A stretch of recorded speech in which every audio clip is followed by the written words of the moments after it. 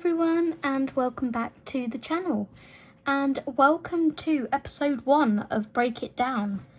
So about a week ago, I think roughly, I posted a couple of pictures onto my community tab, one from A Frog's Tale and one from Lost and Found, both by Hampson. And I was saying I'm going to talk you guys through the process of how I break down my colouring pages, my process, what I do step by step. And I would like to make this into a series, so once we've done this page and completed it, we will then move on to another one. So the page that was from this book was the snake, and the page that was from this book was the heart, key to my heart, and this one won by 60-40. So I was surprised because I figured quite a few people had already done this, but it won. So we will move the other book to one side. This is the book we're going to be working in, and the page we're going to be colouring.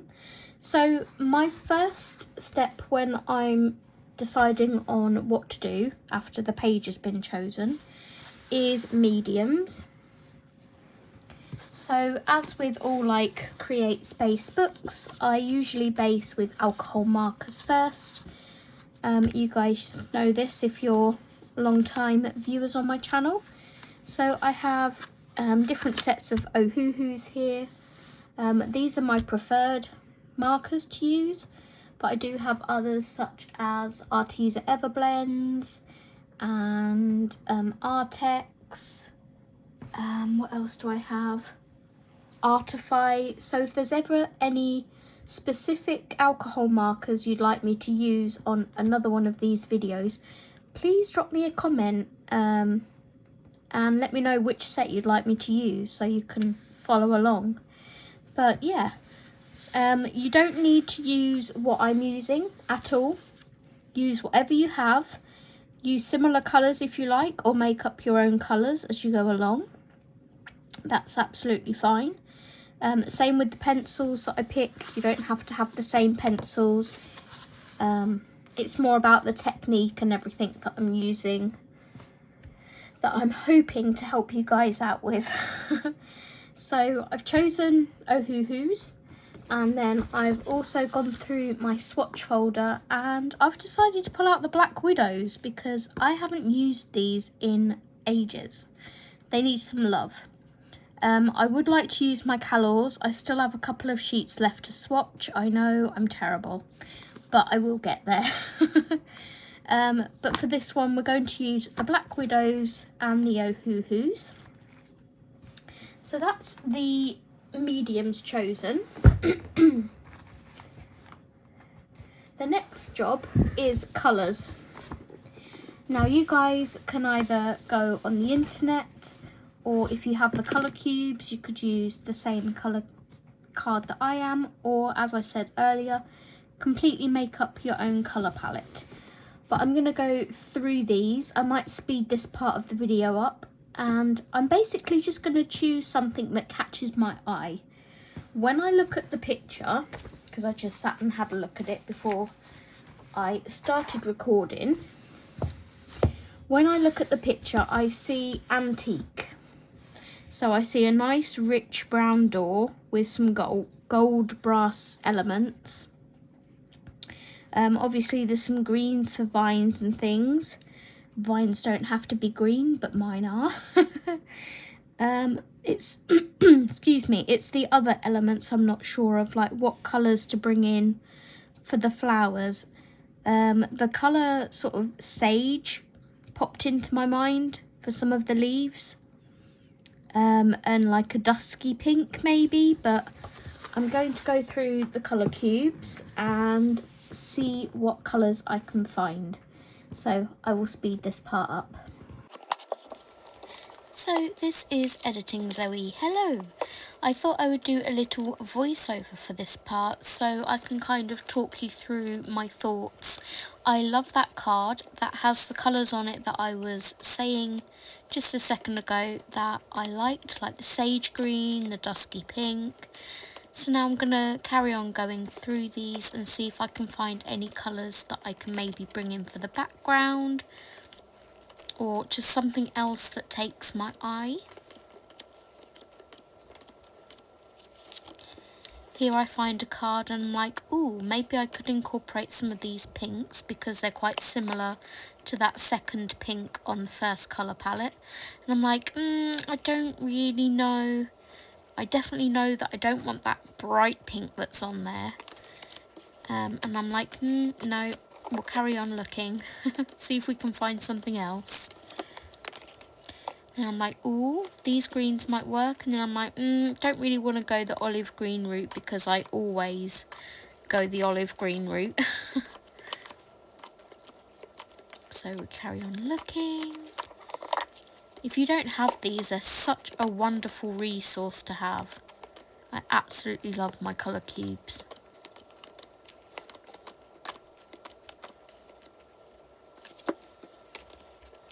I think I spend quite an amount of time deliberating over this card because I really liked that kind of tealy colour.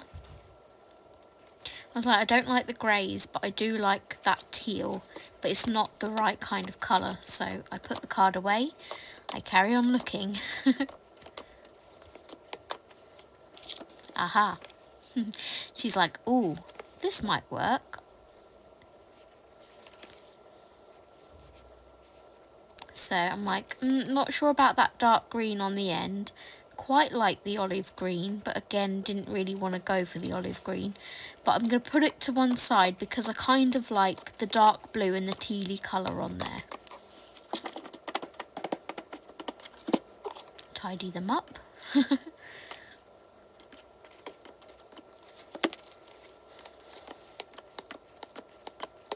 And this is just volume 1 that I'm looking through at the moment. Again, looking at those kind of sage colours. Will they all work together? Deliberating. It's like, yeah, I think they will. So then I start to put them back, realise that I've got a bunch of cards at the front that I accidentally skipped, so I have to put them back in the right place. There we go. Put everything back nice and tidy. Pop everything off to one side and I'll be back with you. Okay, so as you saw me going through those colour cards there, I've pulled 3 out. This was the one that took my attention first because it had that antique sort of vintage feel to it, which was what I was going for. So let's open our page. And this is where I try and insert my colours into the page without actually colouring. So I try and picture it. So I wanted that nice rich door. So this could be a part of the door. And I also pulled in this card. So these two browns together here.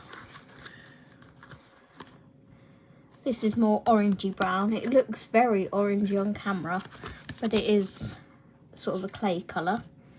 So between these two cards, clay and camel, this one's more sort of red based, like orange undertone, and this one's more of a yellow undertone. So depending on how I want my picture to look, I'm more leaning towards the camel than the clay at the moment.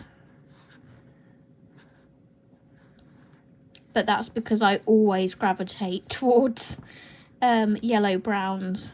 So maybe I should try the red brown to change it up. Who knows? So nice rich brown door. That's what I wanted there. So this could be stonework around the outside of the door. So that's where this like warm brown could come into play. So if you think we have our brown door there, we could have a nice stone surround around the door. Colour wise for the flowers, like I say, I originally pulled this card because I like these two colours here. I thought they would either make a nice blend together for like maybe the roses or these flowers, or I could use them individually like this kind of blend for the flowers. So we could have like one apricot flower, and these ones could all be puce. I also like the blues, but we could either use this for a background, which I thought would contrast or complement the pinks quite nicely, like so, because pink and blue go nice together. If we take those out of the thingy, so we could have a nice background like that. And then the keys and the brass, I would have to try and figure out a combination to make my keys look brassy. So to do that, I would then go onto Google. I have my computer just up here, which you can't see unfortunately, but I'm going to type in brass key.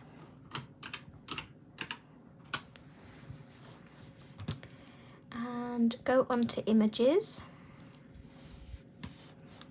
Okay, and I want like an antique brass key, so we don't want like a modern day brass key.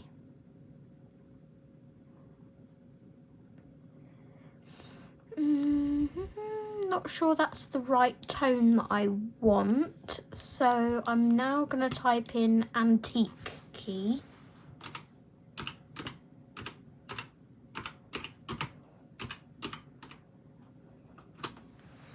See what that brings up.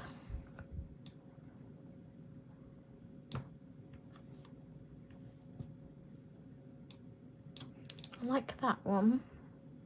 That's quite a yellow gold. So if I went with the yellow brown, the yellow gold key would work quite nicely. But if I go for the red brown door, we want something a bit more bronzy maybe.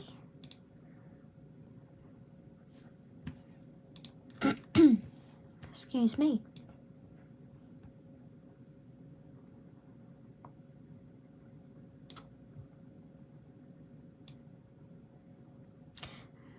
I don't really want to do rusty keys. Although saying that, sort of a silver but rusty key might look quite nice if I do the red brown clay combination on the door. So I do like to set myself a challenge, don't I? It's like it's all very well saying it, but actually trying to colour a silver rusty key.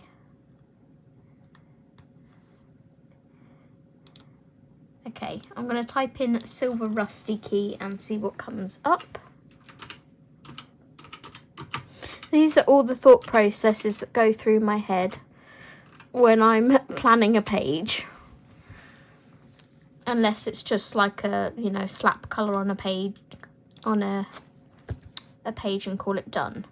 Okay, so that's quite nice. I'm going to save that to my desktop.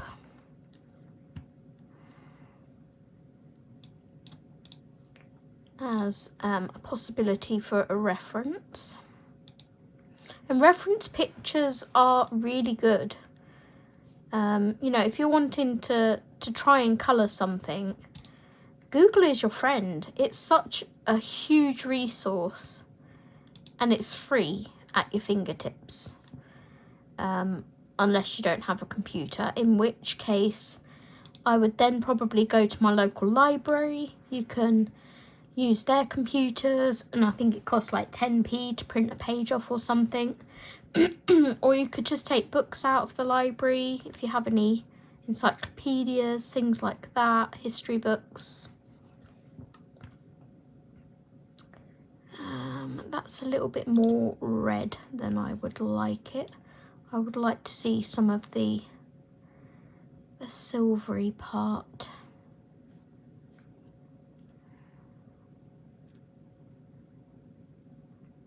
I often find the hardest part about colouring a page is picking the page, and you guys have already taken that away from me, which is why I like to sort of pop up a thing of which one of these would you like me to attempt to colour. And you guys take that away, that choice away then. So random number generators are good if you don't know which page to do. Challenge yourself to just whatever it picks. Don't go back on it, don't change your mind. Whatever the random number generator picks, try colouring it. And you never know, you may just surprise yourself. Okay, I found I really like this picture that I've already got, I think. There's only there's only that lock, so I don't really need to look for a lock. There's a close-up. Okay, let's save that one too.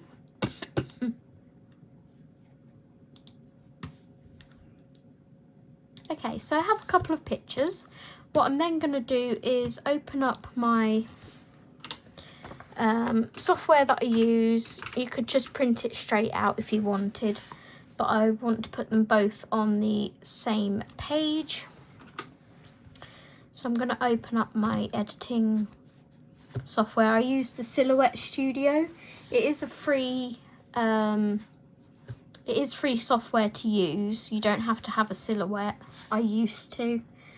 It's just something that I've always used because I like how it's all laid out. Some people may find it hard to navigate at first, but again, YouTube, lots of references of how to learn to use it. Right, so let's pull this image on. I don't want these images to be huge.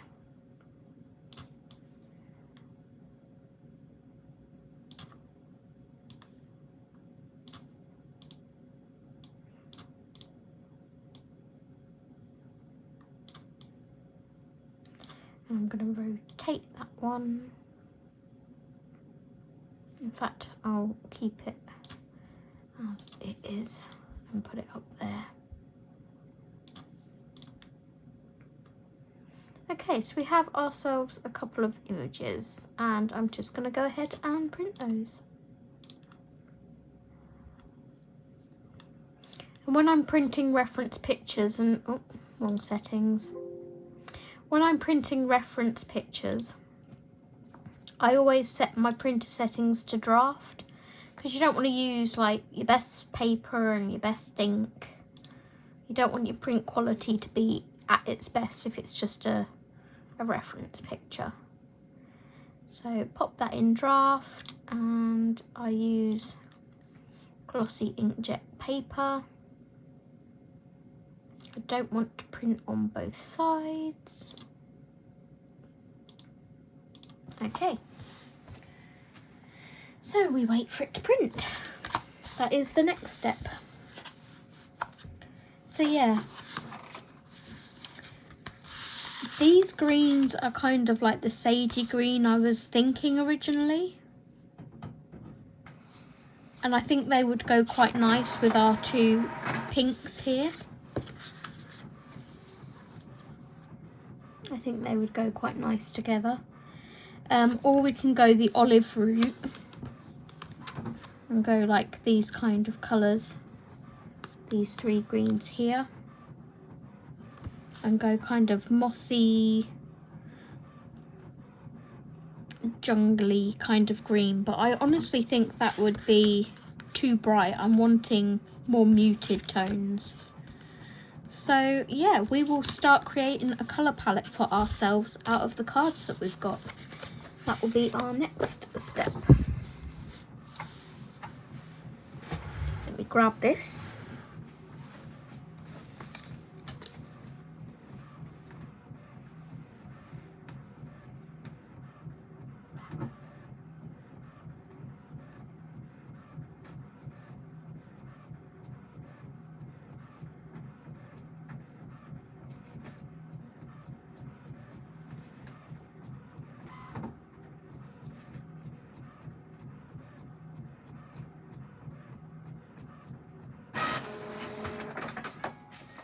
Ding ding ding.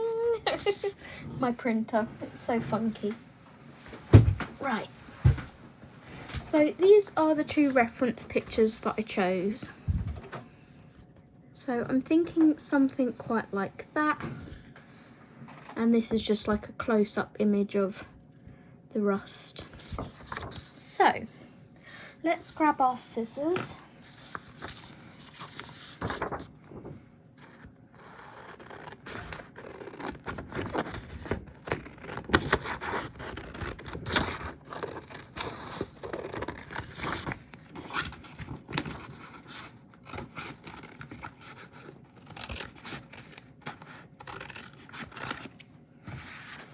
Okay, it doesn't have to be perfect cutting.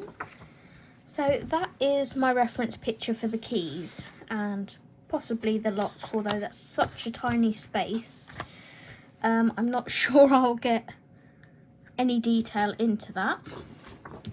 Using this scrap piece of paper, I'm going to cut that excess corner off there because I don't need that.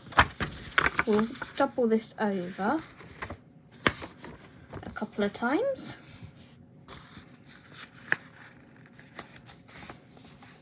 So I don't have to use like a sheet underneath for now. And using our Ohuhu or any whatever alcohol card markers you have, this is why swatches are always a fantastic idea. We're now going to match our colours up. So we're going to go for these sort of colours for our green. And as always, whatever colour you want something to end up with your shading, you need to go a shade lighter when you're choosing your alcohol marker. So this is a little bit brighter, so we'll see if there's anything else. It is a possibility.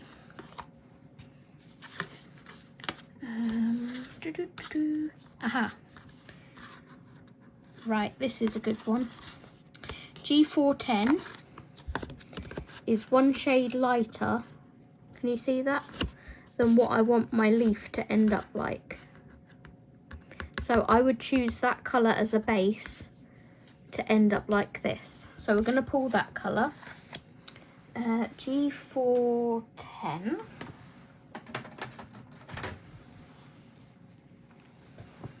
Probably need like a biro here too. Okay.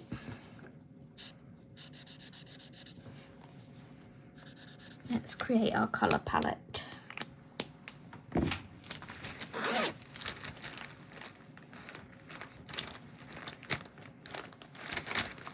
think my pens are all in my other pencil case, typically. Yep. Which is where? I think it's over there. Bear with me 1 second while I grab a biro. Okay, I grabbed my Copic, that will do. So that was G410.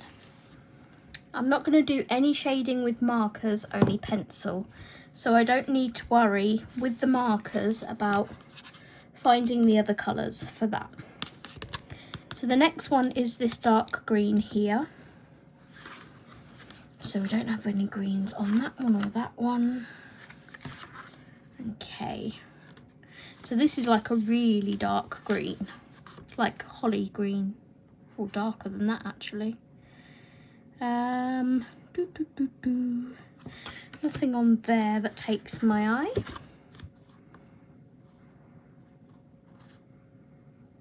Or there. This would work quite nicely. Meadow green. It is maybe a couple of shades lighter than this, but I quite like that. No. So meadow green is an option for now. There's nothing really on there or there. So have I checked them all? See, if I wanted a like for like, that would be a great choice there. But if I based my leaves in this and then tried to shade in the same colour, you wouldn't see anything. I would have to use black to get any depth in there, which I don't want to do. So yeah, I think we're going to go for the G9 as our second colour. Yep, sorted.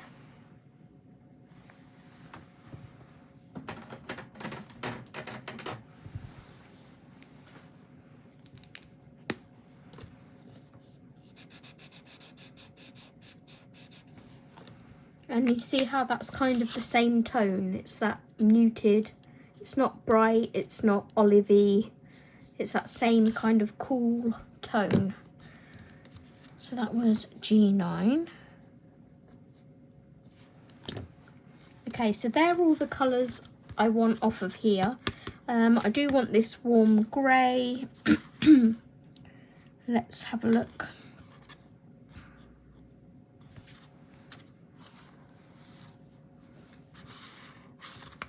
Nothing on those, or that one, or that one. Right, so here's some of our warm greys. That's a little bit darker than I'd like. So we will go to here. And warm grey 050. This one is a couple of shades lighter.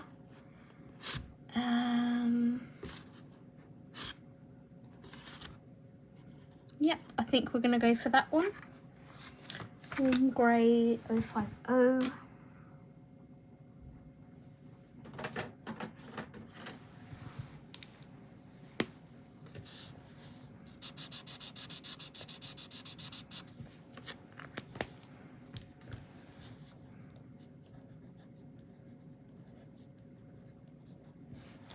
Okay. So that's taken care of our leaves for now. Some of them, may not be all of them, but that's what we have for now. We don't want to try and do everything at once, if that makes sense. Just break it down. So that's that colour card taken care of, because I don't want either of those two. Okay, so we put that to one side. This card. We'll find colours for these two here, and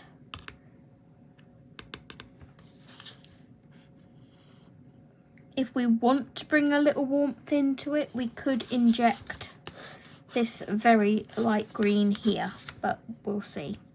Let's do our apricot colours first. So this is more sort of dusky pink than apricot, I would say.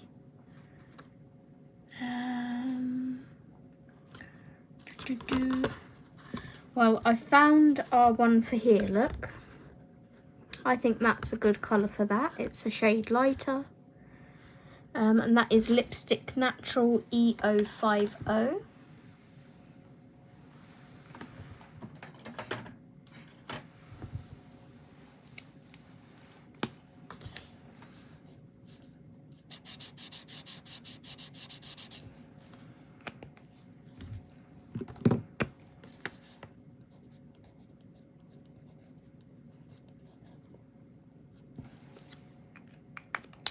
Okay, and we'll continue looking for this.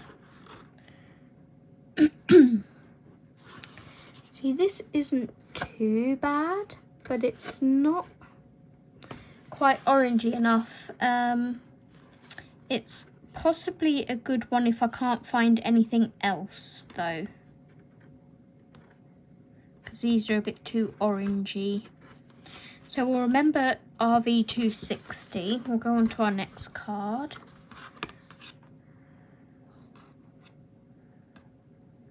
They're again a bit too peachy. Next card. Still too peachy. Skin tones might be a good one. Ooh.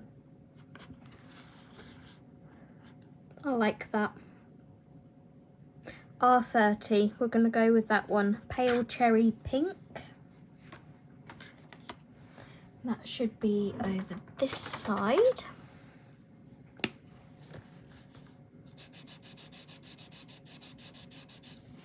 Yes. Nice, I like that. That was R30. Okay, so see how we're building our colour palette up. Okay. Brown. So we're going to go for the rusty kind of brown on this other card. So I'd probably like to aim for this brown and it, or do I go for this brown and it end up being that? Let's have a look.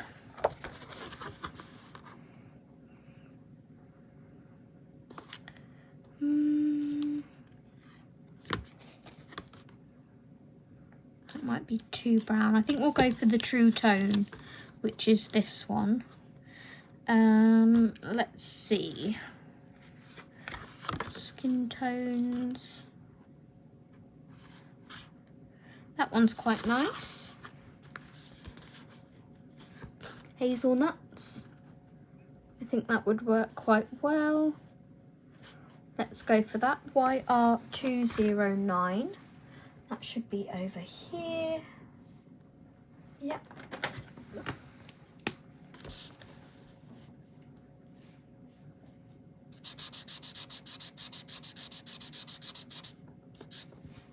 See, that brings a little bit of warmth because these are quite cool tones, and then we have a little bit of warmth in that brown. And that was YR209.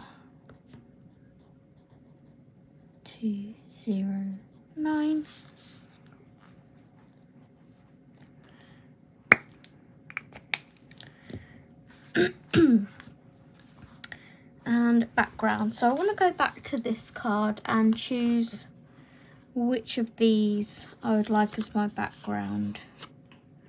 I do like the aquamarine against those two colours there. I think that's quite nice. Let's put our dark. Yeah, I'm definitely leaning towards the aquamarine more. So let's find something we can use for the background. It might be slightly too dark a background.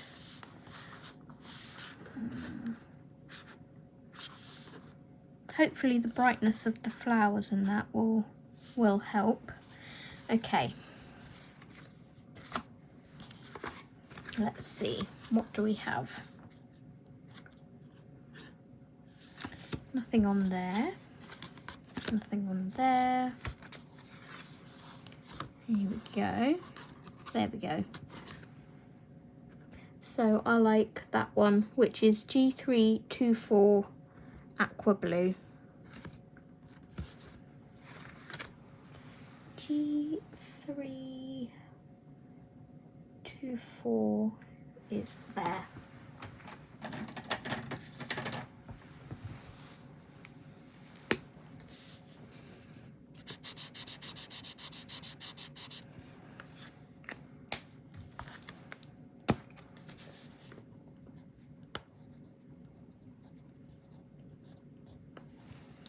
I'm still not sure if that's going to be like overkill on the background or not.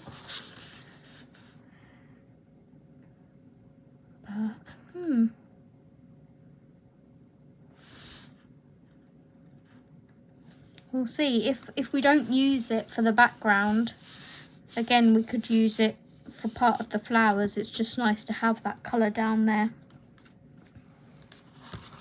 And then I am going to pull this one in just in case we want to use it. They've called it beige, but to me it's a really light celadon green. So bring in our card. That's too green. That's too yellow.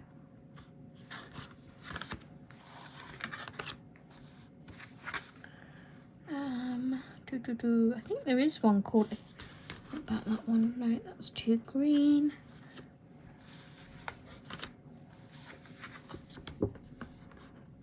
Sugarcane, but it's a little bit darker than what my card is. Don't really like the shadow colour of that.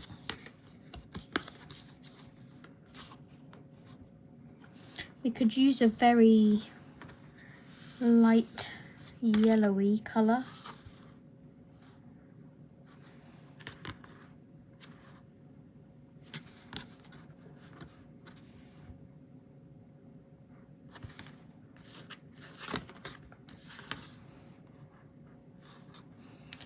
We could use that crescent yellow and then build up the green on it. Should we go for that? Yeah, because there's nothing on those two.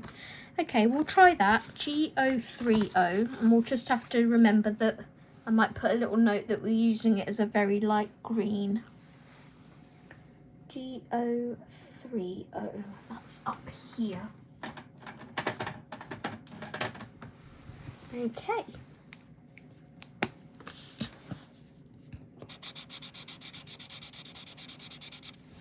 Yeah, I like that. It looks better on this paper than that card.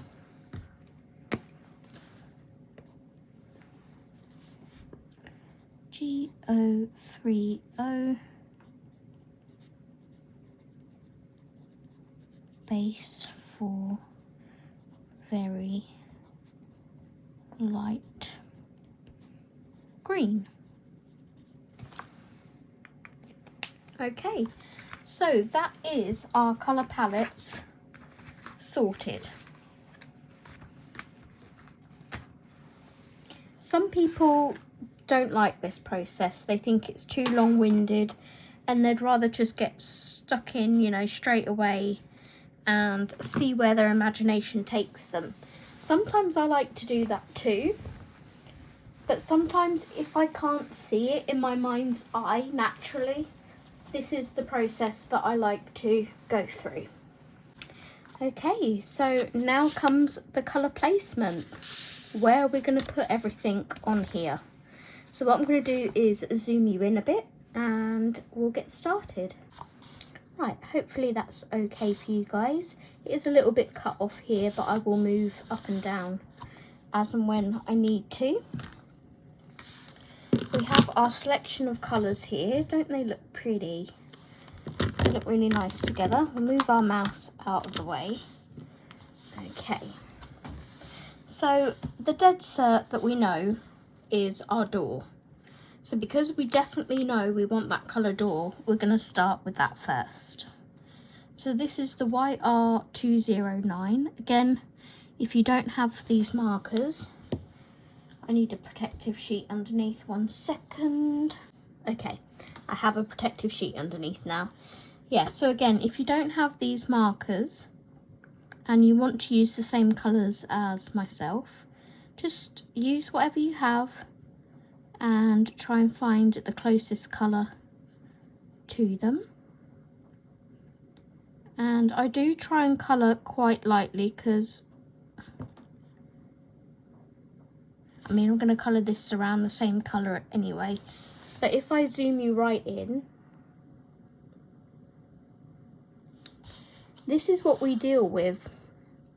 This bleed through, this bleed out.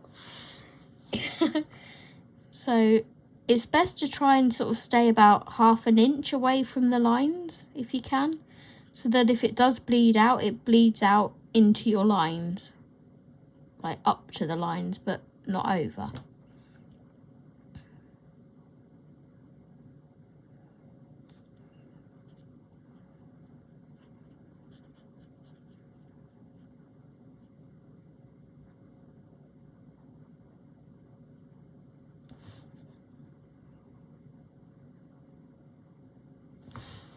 I will zoom you out again, just so you can see the entirety of the door.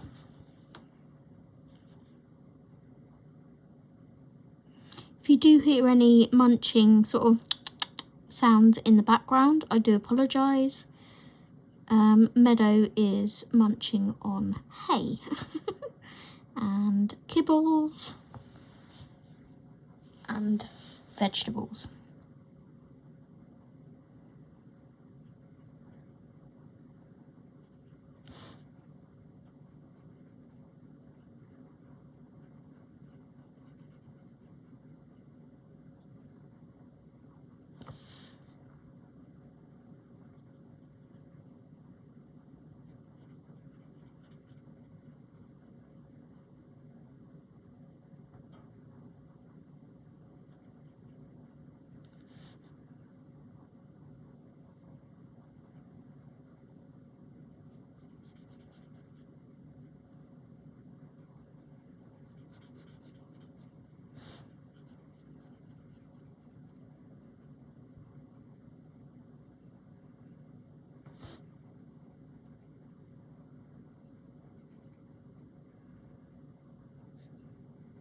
So whilst I'm colouring this, I'll talk you through what I'm thinking in my head. So I'm like, well, if I colour this door like this, what colour am I going to do these raw iron bits on here? Now I could either do them black, like a traditional sort of raw iron bracket, but I'm thinking that warm grey that I'm going to be using on this surround, I could also bring it into these brackets, but with the shading process, when I go to shade it, I could make them a little darker to make them look a little bit more aged. So that's what was going through my head just a second ago. I'll try and like talk you through my thought process, what I am thinking as I'm colouring it. But the trouble is, when we're colouring things, you know, we're thinking so many things in our heads. Well, that's how I work anyway. Some people might not. But I think of like, oh, well, this could work there, and then, oh, I could do that there. But I just hope you guys enjoy this series, and, you know, I've always said I don't want to teach people how to colour, and I don't class this as teaching you guys. I'm talking you through my thought process. So what just popped into my head now, right this very second, was, okay, I need to colour the surround of this door, but when I come to shade it, I want to shade the surround slightly darker than the inside of the door, just to make that stand out a little bit more. So we're going to shade it with the same marker, but when I come to shading it with pencils, we will go slightly darker on the surround. This blasted cough, I wish it would disappear. It's still lingering.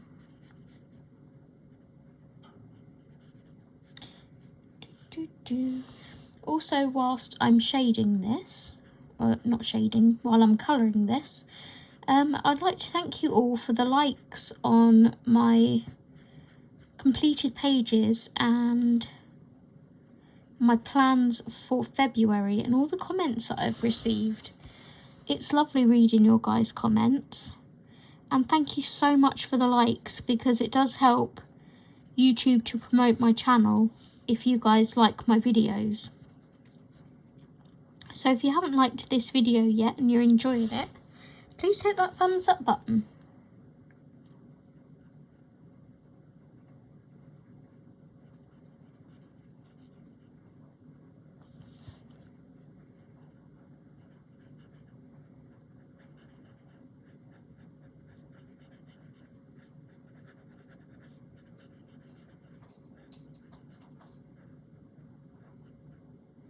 Okay, so there is our brown door. Woohoo!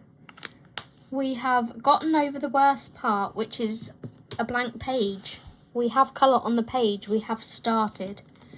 So now, because we know we're going to do this surround grey, and we've also discussed about doing the brackets grey, that's going to be the next colour I grab.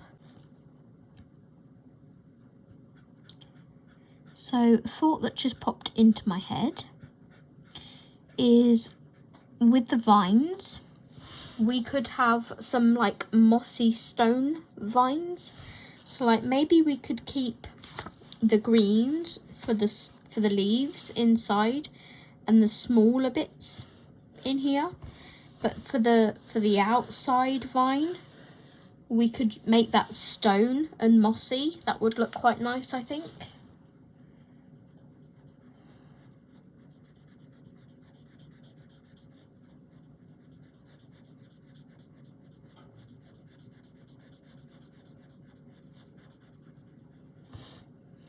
And again, when you're colouring with markers, just keep the pen moving. If you stop like this and look up or get distracted and do something, the longer your pen is off of this paper, the more likely you are to get a streak when you put it back down again. Try and keep whatever edge you're colouring wet to avoid streaks.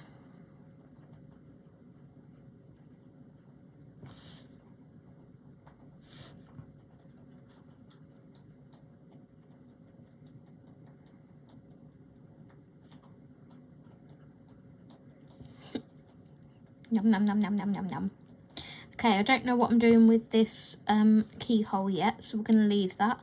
I think we'll do the actual knocker part in the silver, but I think we'll do the surround of the knocker in the same kind of colour as the keys, maybe. So we'll try that rustiness kind of colour.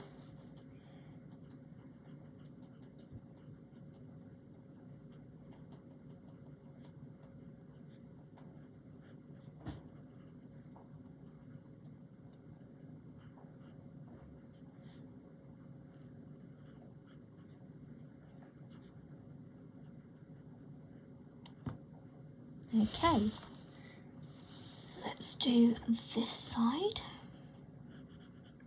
And we're going to base all of our keys in this grey as well, because we do want our keys to be silvery grey colour with the rust on top.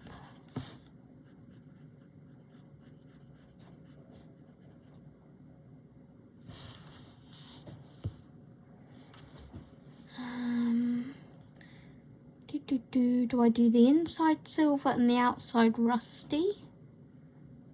No, I'm going to do the outside silver and the inside rusty, like so. Okay, so then we're going to colour our keys.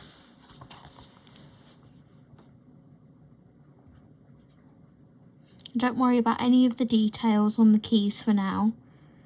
We will try and fit some of those details in when it comes to shading them. At the moment, we're just getting a base of colour down.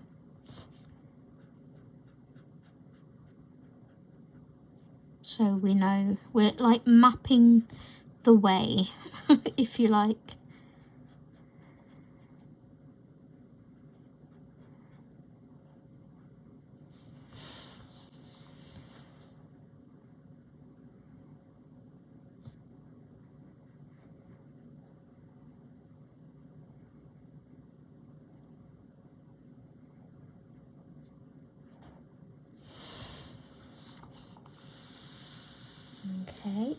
come up to this key here. You can do these keys all different colours if you like. They could be lost keys for all different kinds of things. But because I like to have kind of limited colour palettes and try and balance my picture, we're going to do ours all the same.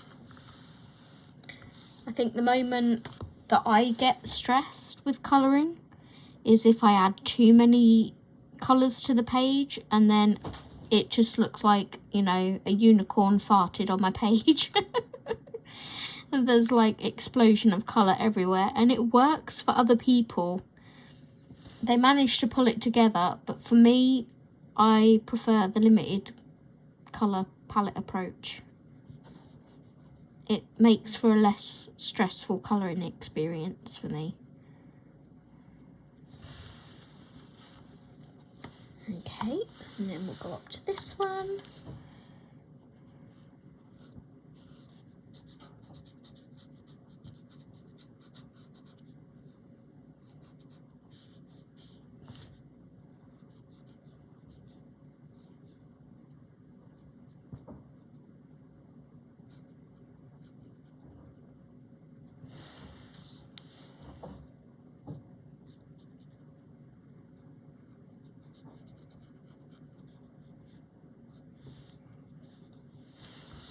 And there's one here.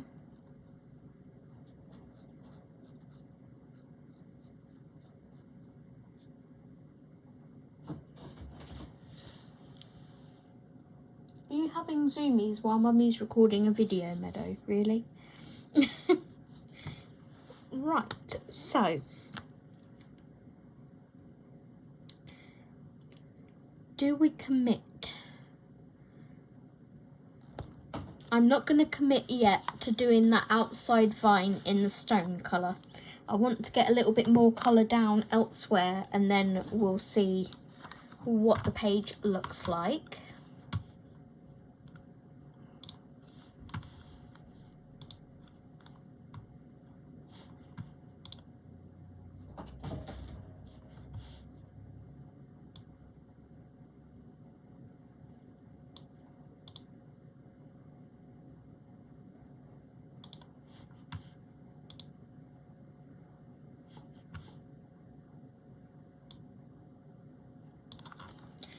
Okay, so flowers.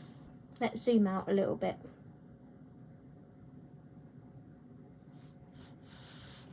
So flowers.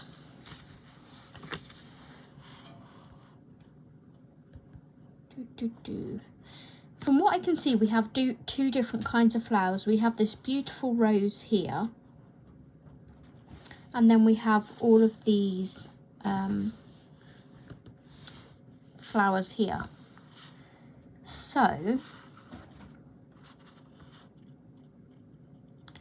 my thoughts are, do I want this rose, do I want the darker colour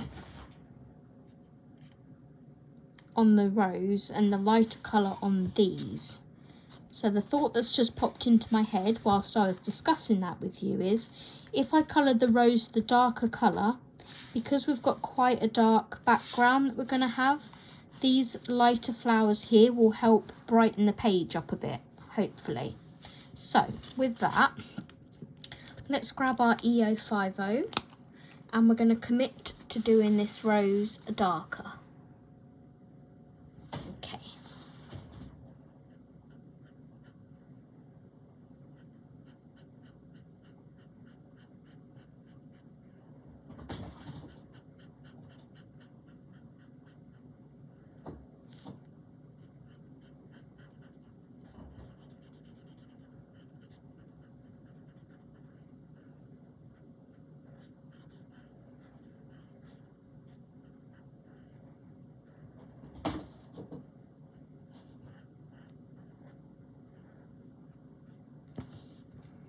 And don't forget, when you put alcohol marker down, don't panic if it, you know, If you're like, oh, actually that's a little bit too dark, remember when it dries, it will dry lighter. Not too much lighter, but it will dry a little bit lighter.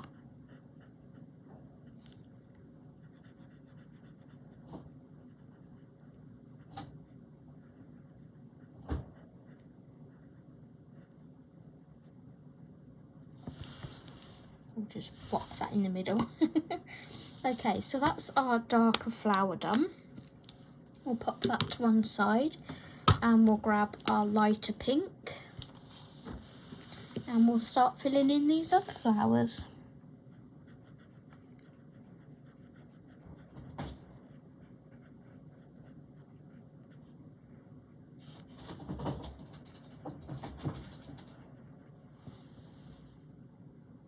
Seriously, Miss Thing? Why have you got zoomies? It's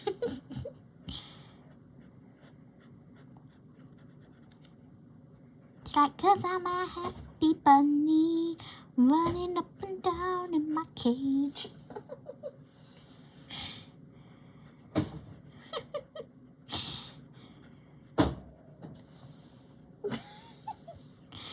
Nutter of a bunny.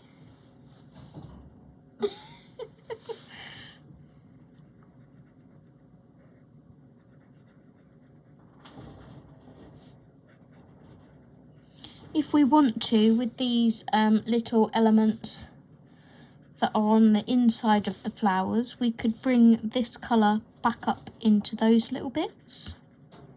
That would be quite nice.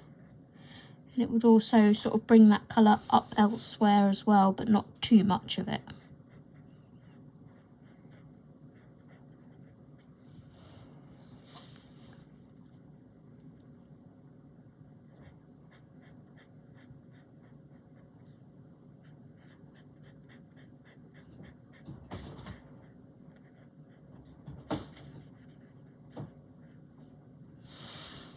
I really like that colour, it's so pretty.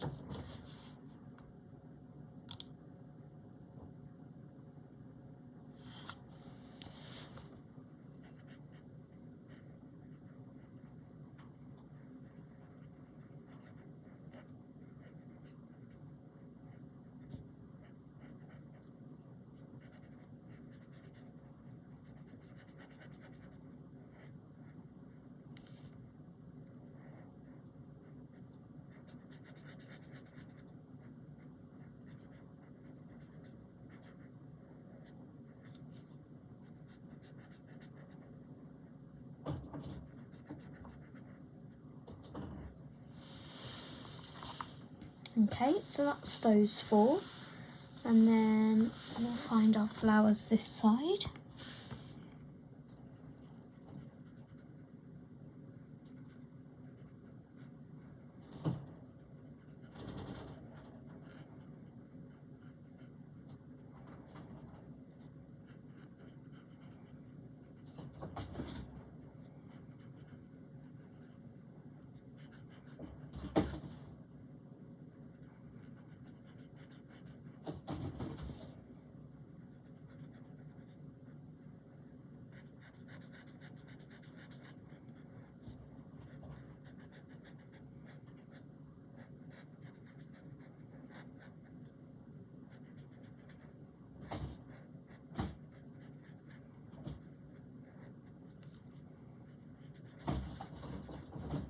I do apologise, guys. What are you doing, little Miss Thing? I am having fun, Mum.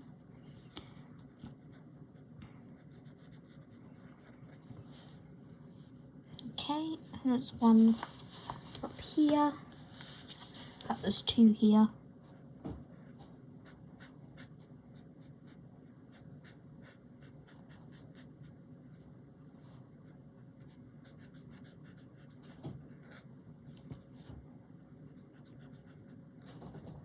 So if there is a particular artist who you would like me to tackle in a break it down, leave me a comment in the description, you know, in the comment section.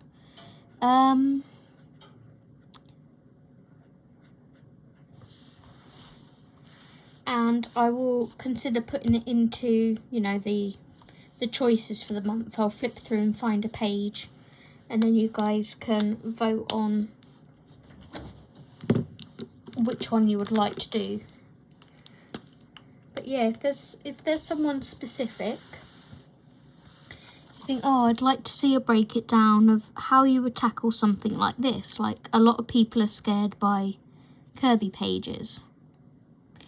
Obviously, if you choose Kirby for me, it may be longer than, like, I'm aiming for this one to be 3 videos. So, basing, shading, finishing touches. It may be that it's 2 videos. I highly doubt it, but we'll see. I know some people prefer it to all be in 1 video, but honestly, the time that it takes to edit and upload, I would really rather break it down into 3 videos, 2 or 3 videos, depending on how much colouring there is to be done.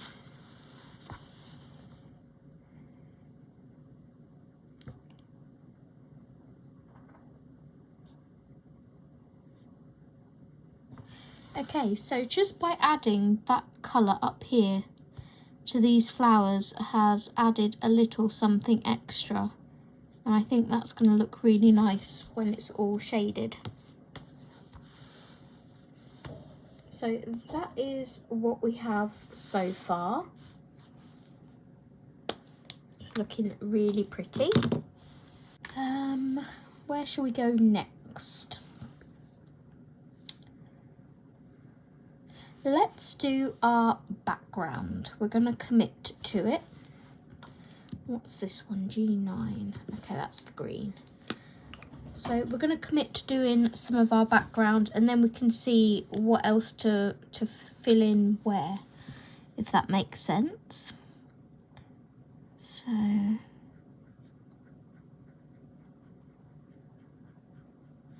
this is the moment of truth. The background can make or break a page. But I will not be editing it out if it looks awful. We will go with it.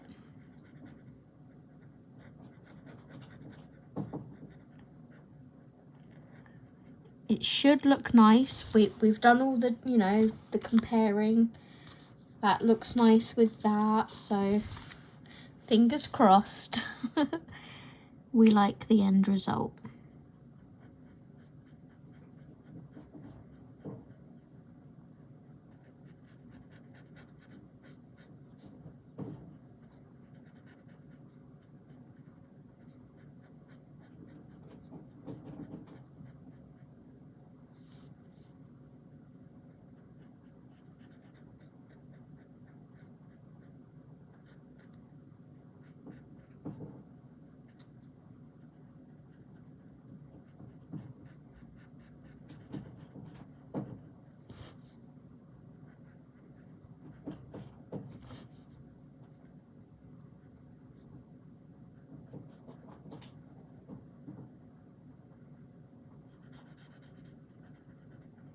So as we come into bigger area like this, again, just all of the areas that you're colouring, try and keep that edge moist to avoid as many streaks as possible.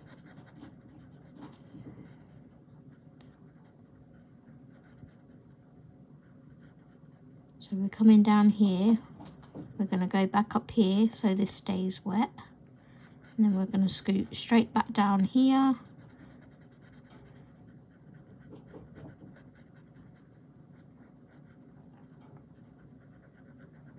Just do not take your pen off the paper or get distracted, because you do not want a big streak in the middle of your background.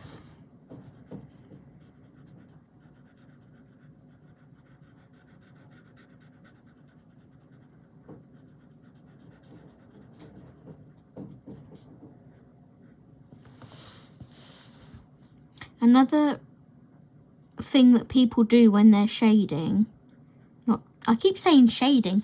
Another thing people do when they're using alcohol markers, and I'm not going to demonstrate it because I will end up with streaks, is they will outline all of this outside edge first and then colour in the middle.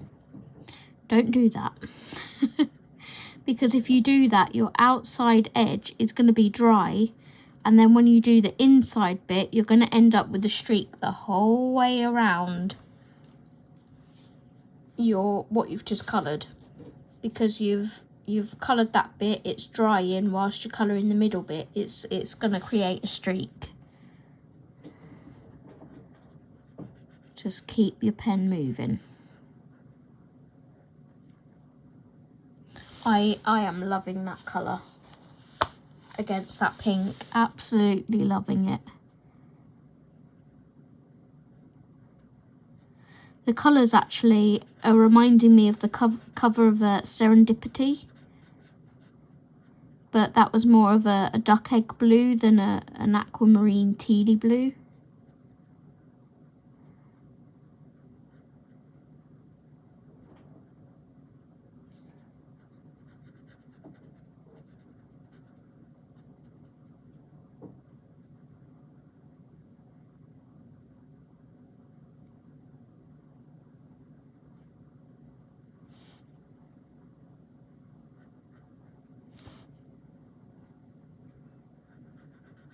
I love filling in the gaps of backgrounds with markers.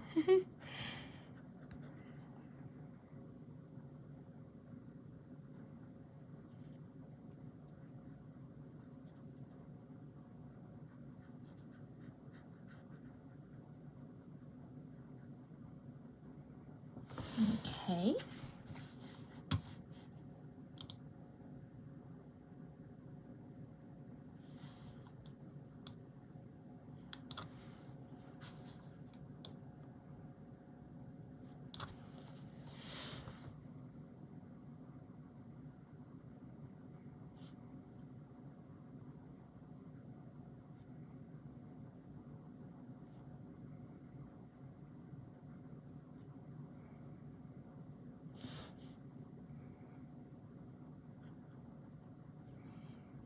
I think that's a leaf there.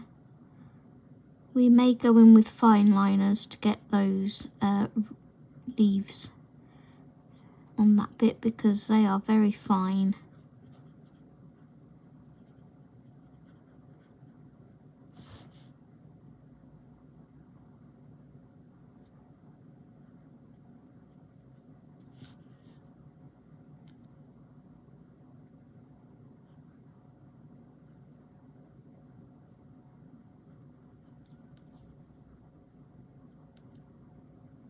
We missed the edge of our key here.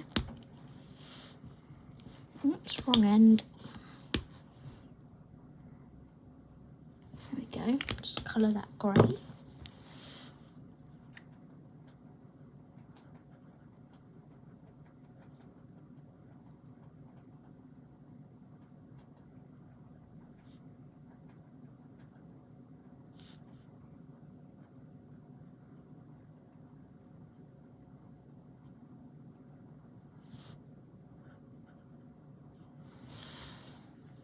Okay, what I'm going to do is I'm going to carry on colouring this background, and I will be back when it is all filled in.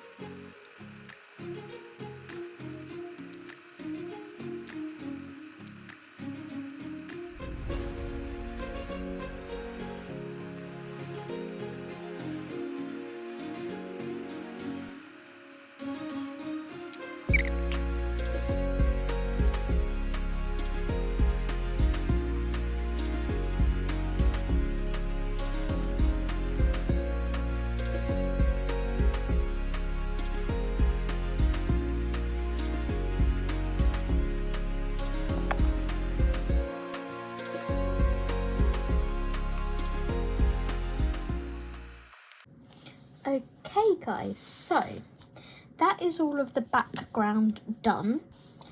During colouring that background, I got to this section here and I was like, is that another petal for the rose?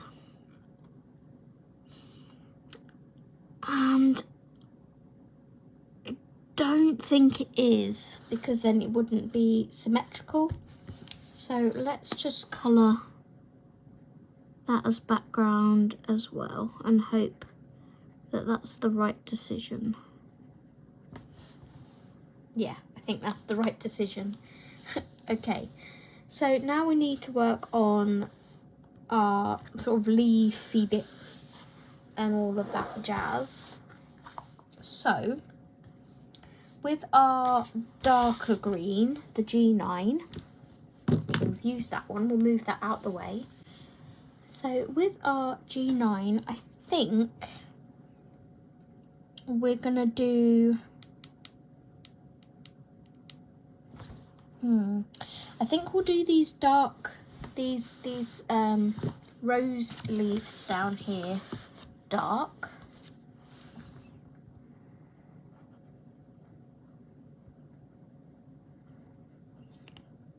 So we're kind of putting all of our weight, if that makes sense to you, at the bottom of the page, because to me darker colours mean heavy, and light colours mean light.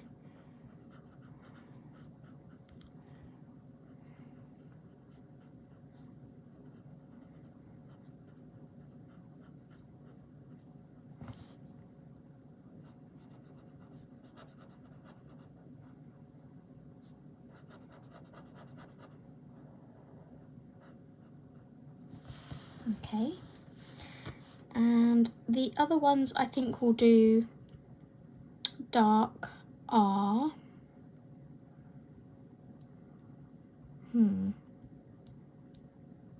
I've got this random one here, but it's kind of like on its own. There's no others like it, because it's kind of like an oak leaf. So I'm going to put this marker to one side for a minute, the G9, and we're going to pick up our G410, which is the lighter one, and we're going to use this for these leaves here. And this is what I think, you know, we will do for our mossy vines.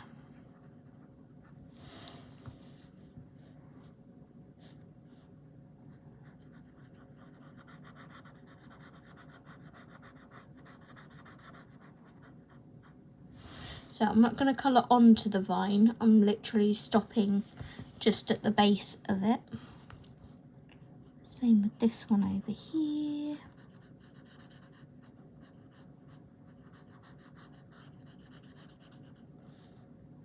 But this is, it's starting to kind of unintentionally look like the front cover of Serendipity, which you guys know that I haven't planned it that way, because you've seen me go through the colour cubes and like pick colours I like the look of. I had no intentions of it looking like RJ Hampson's Serendipity at all. It's just turned out that way. I'm absolutely loving these colours all together though so far.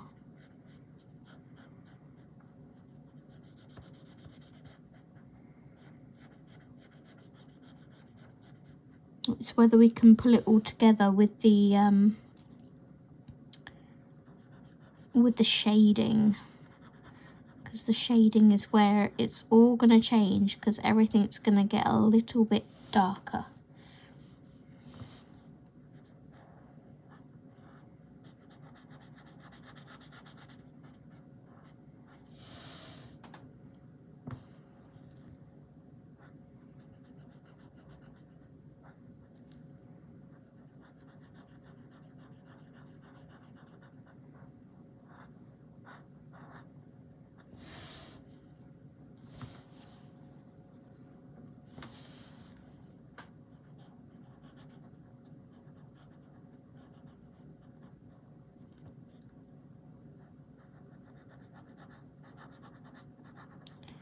Right. So I think that's all the light coloured leaves that I want to do, because that's like the main big leaves. I'm still unsure about this one here at the moment, so I'm leaving that. But while I was colouring those leaves in, I was thinking the only bit of grey, warm grey we have is that surround and these keys. So I do want to frame our heart in this warm grey and do the whole mossy stone vines kind of look. So that's what we're going to do next.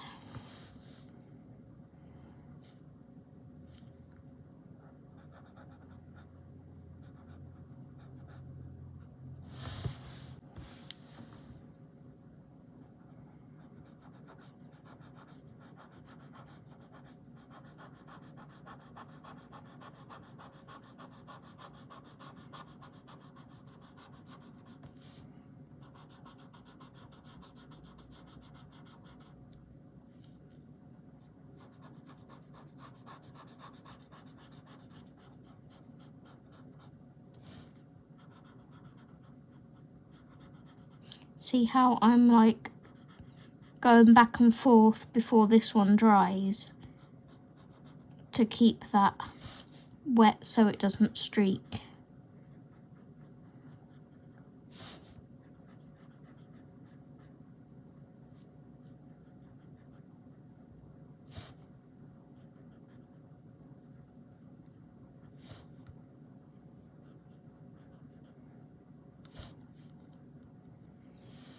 So we're going to come around here.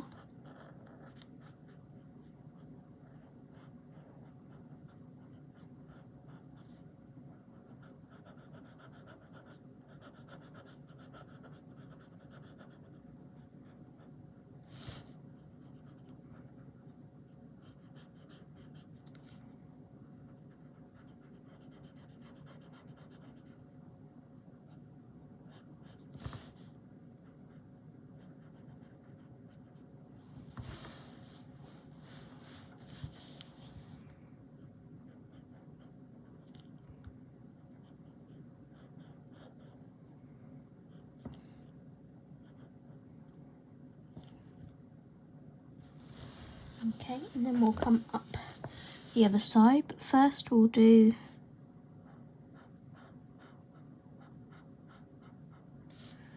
these ones here.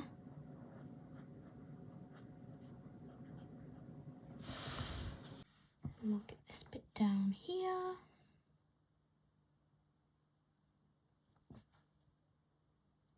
So yeah, we don't really have much more left to base on this, which is pretty awesome.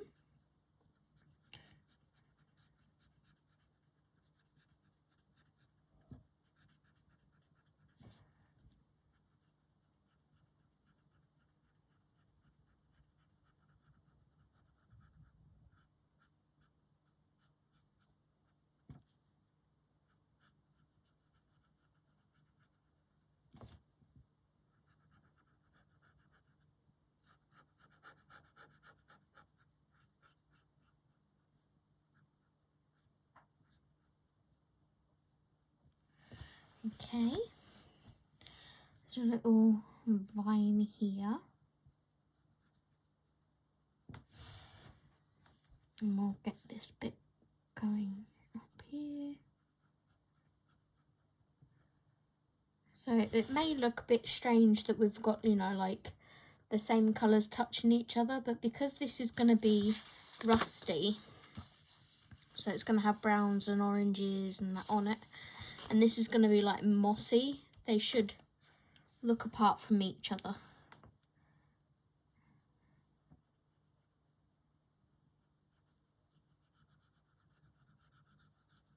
Oh, I missed a leaf there, look.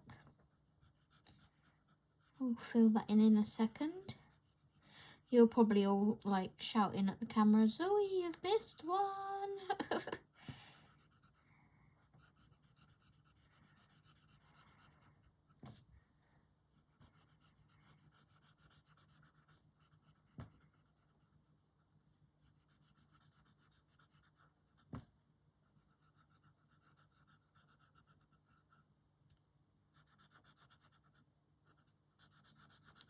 Just remembering at all times to keep whatever edge we are colouring wet so we don't get those streaks.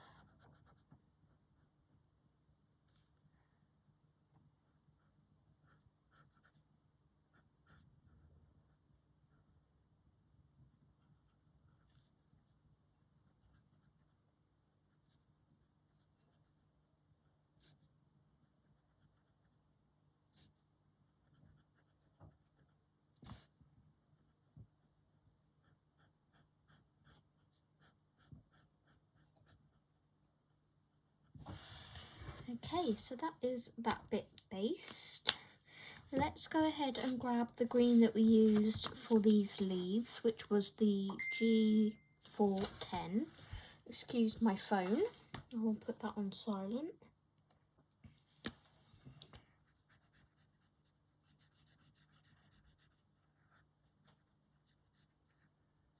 Okay, and because I don't really want this one to stick out like a sore thumb, I'm just going to colour it the same colour. Because if I do it dark green, then your attention is going to be pulled to that leaf, and we don't really want our attention going there. We want this to be the main focus, not a leaf. Okay, and I missed a little bit of vine there as well, so we'll just grab that.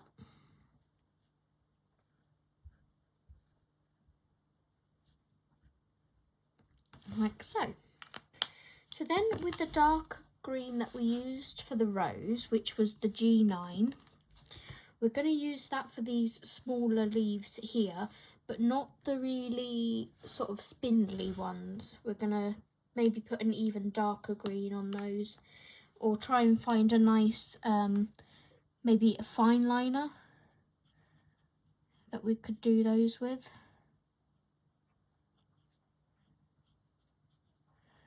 So we're just going to pick out all of our sprigs of leaves like this with the G9. Bring you down because I think that was out of frame.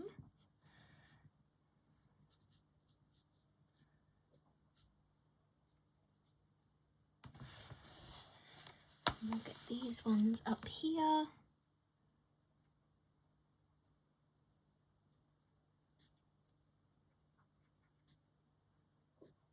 Like so.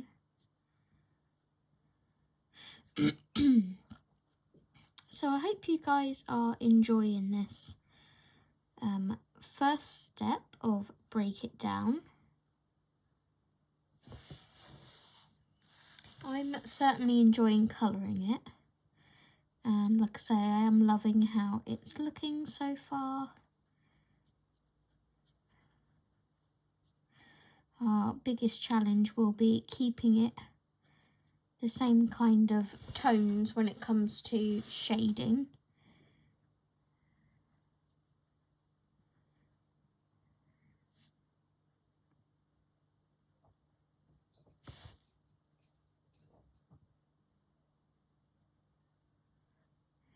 Okay. We did bring in that really light colour, didn't we, for a base? So maybe we could put that on these curly vines, and maybe these spindly ones down here. See, and maybe even those really fine ones, just to add like a little bit of brightness to our page maybe.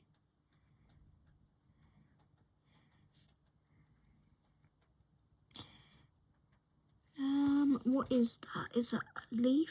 I think that's a leaf. It's going to be now. If it wasn't, it is now.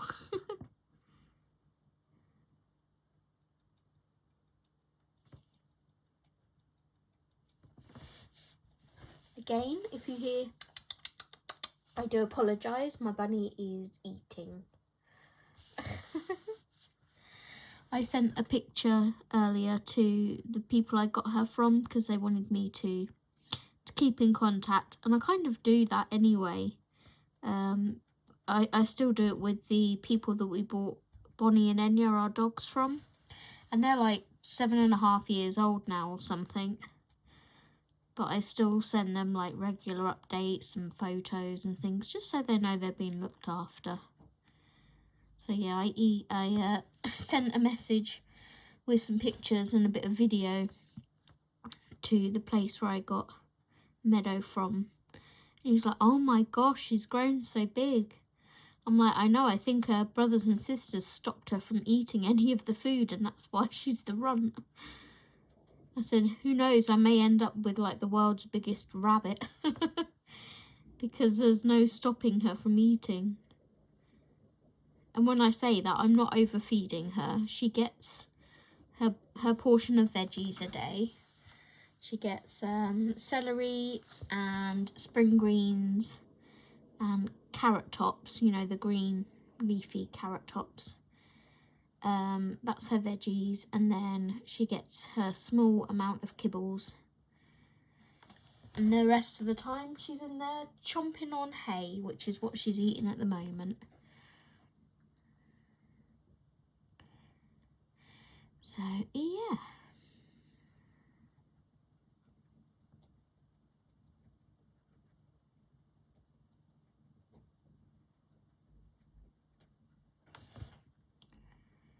Okay.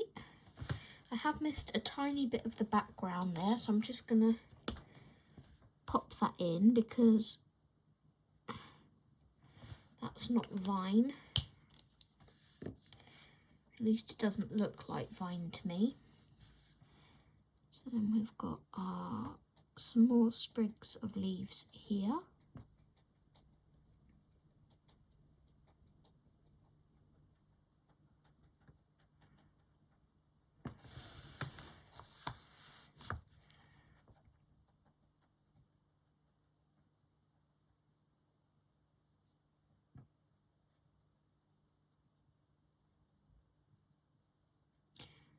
We could have maybe added some, you know, metallic paint elements to the page, but I think for our first one, we'll try and keep it nice and simple because not everyone has metallic watercolours or, you know, I suppose you could use metallic gel pens if you don't have watercolours.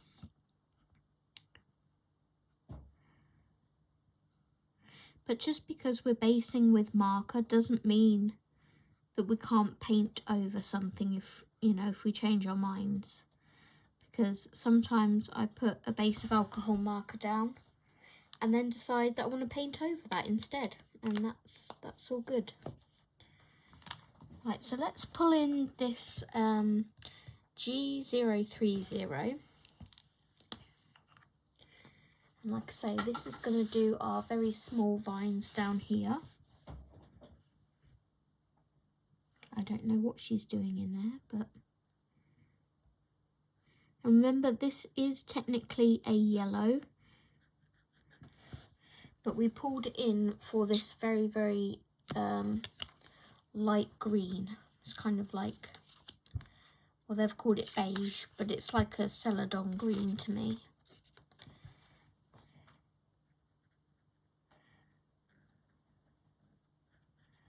It will give it a little pop of colour, but not too much.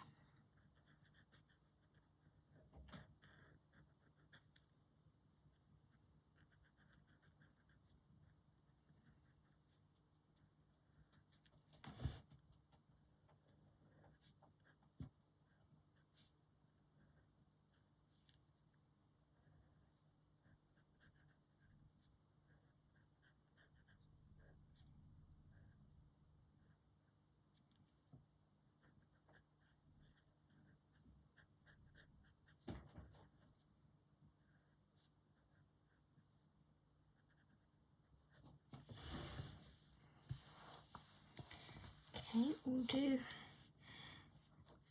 I'm still thinking I want these vines to be darker.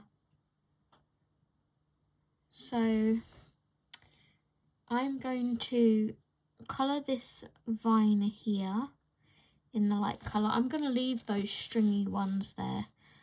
I think they need to be a dark colour, a dark green. They won't be shaded because they're too fine.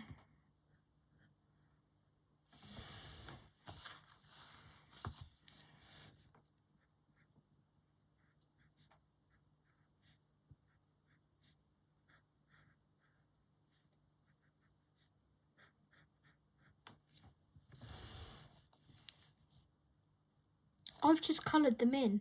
It doesn't matter. I'm such a nincompoop. Doesn't matter. I'm going to colour over that with fine liner. We won't see it, don't worry.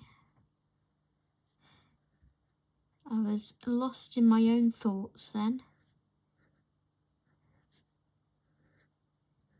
You're probably like, why are you doing that? You just said you didn't want to do that.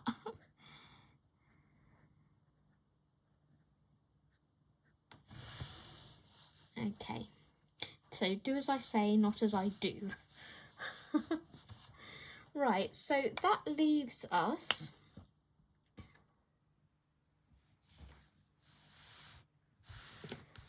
this little bit down here. And there's obviously the bit on the other side of the page that we can do as well, should we wish to. So I'm going to grab our grey marker again and colour the key.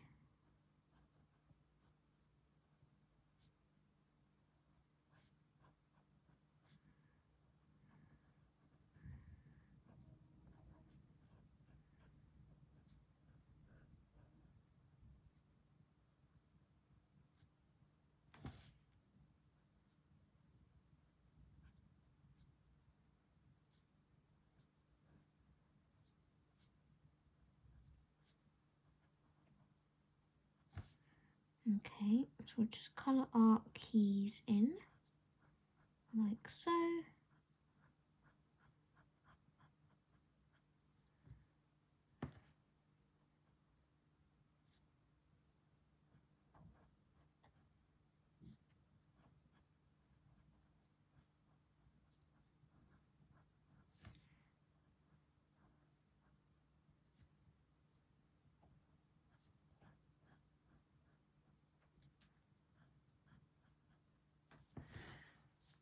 Okay, and then those vines, they're kind of like, they're kind of like these ones here, so we should do them the really light colour.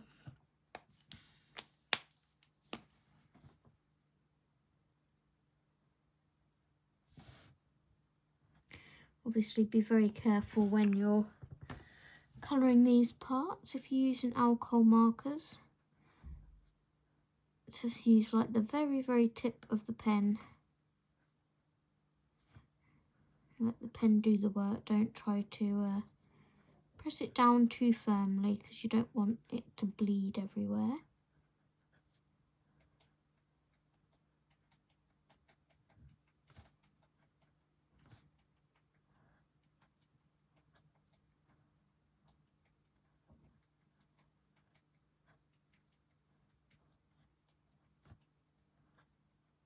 They remind me of little worms, especially with the lines on. Okay.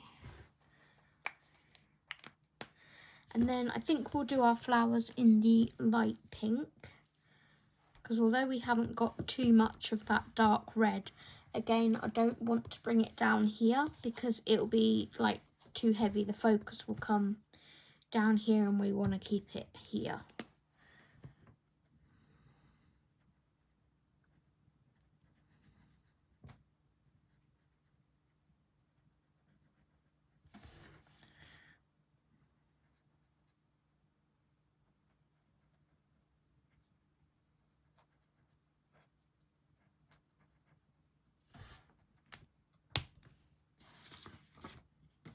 And then we'll do the same over this side.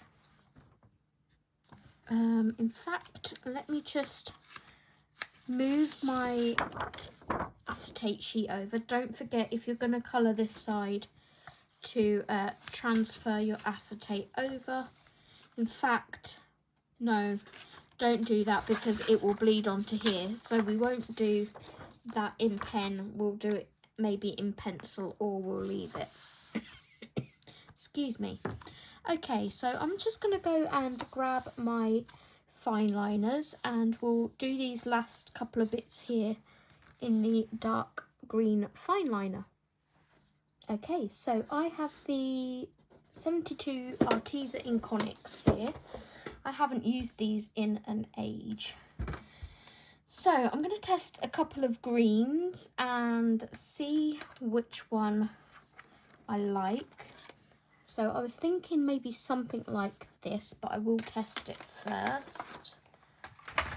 Because one thing I learned with these Inconics is the colour is nothing like the lid, usually. So we have another one here that's maybe one shade lighter. And then there's some sort of olivey greens. I'm not really seeing a blue green in here, or what I would call a blue green. Not under first inspection anyway. And that would probably be the next one I gravitate toward. So you don't have to have the same colours or pens as me. Use whatever you have. Okay, so that is A122.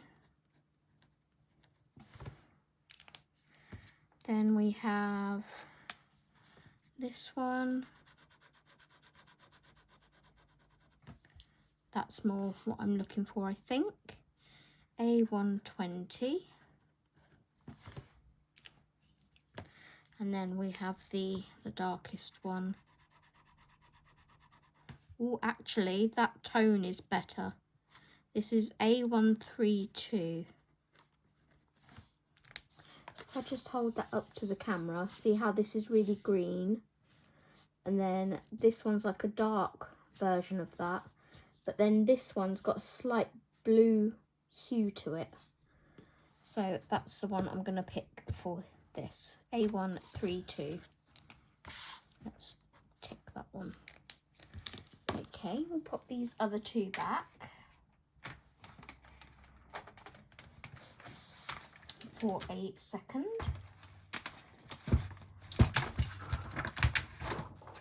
We'll grab our acetate sheet and put it back under here just in case the fine liner decides to bleed. Meadow. She has a a toilet roll tube in there with her, and she's decided it's playtime, so she's throwing it everywhere. Okay, and we're back to eating hay. Let me zoom you guys in a little bit so you can see what I'm doing. So we're going to do all these tendrils here.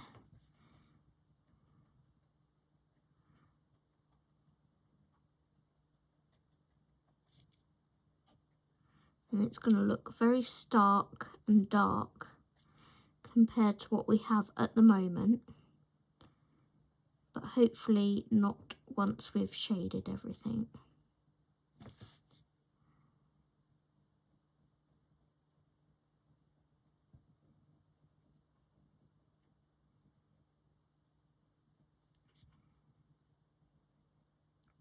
It's amazing after all these years. I've not used these for probably 2 or 3 years maybe, and they're still working perfectly.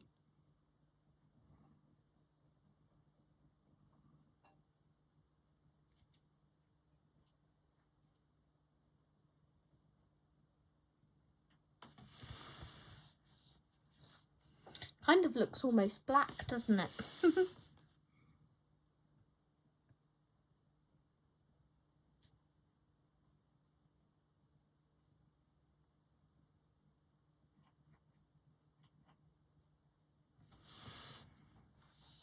Okay, so that's those ones there. And we'll come over this way. We'll cover up these ones that we put the alcohol marker on.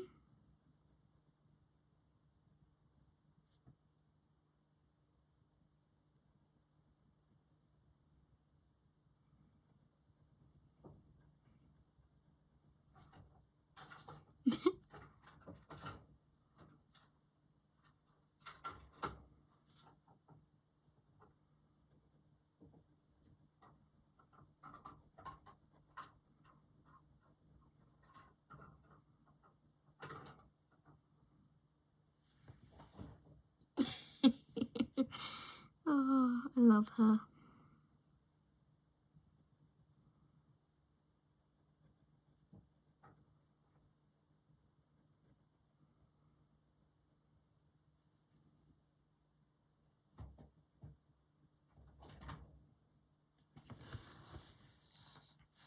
Okay, and then we have a couple more up here that we're going to fill in. I've left the middles of the flowers blank for now. We might do some kind of glitter gel pen or some kind of glittery something maybe, or metallic-y something, just to give that a little bit of interest. Excuse me.